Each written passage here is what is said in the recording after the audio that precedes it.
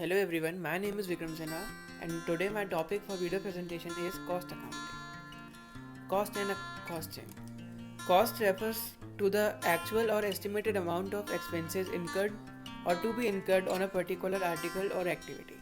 Costing is considered with the method of assessing the cost of goods produced and services rendered at different stages of the product.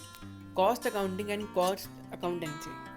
Cost accounting is associated with the recording of income and expenses, determination of cost, preparing periodical statements and reports so as to present the same to the management to the firm to assist them in the decision making the process. The accountancy is the basic application of costing techniques. Elements of cost. First, material. Material may be classified into direct material and indirect material. Direct material.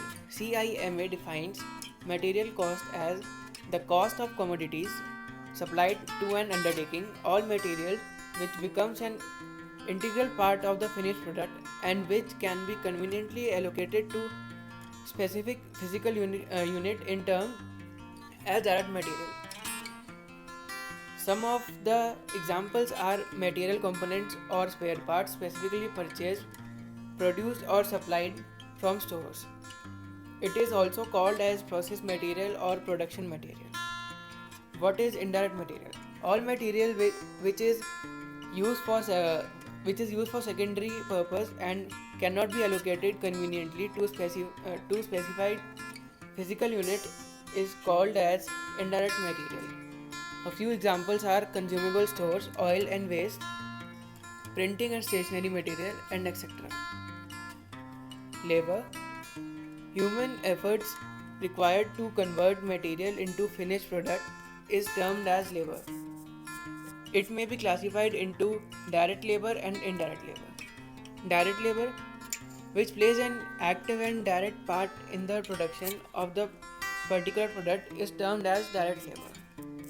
Whereas indirect labor, it is employed to carry out tasks incidental to goods produced or service rendered. Indirect labor cost cannot be practically traced to specific units of output. Expenses. CIMA defines expenses as the most services provided to an undertaking and the notional cost to the use of owned assets. Direct expenses. These are expenses which can be directly allocated to a particular job, product and unit of service. They are also called chargeable expenses.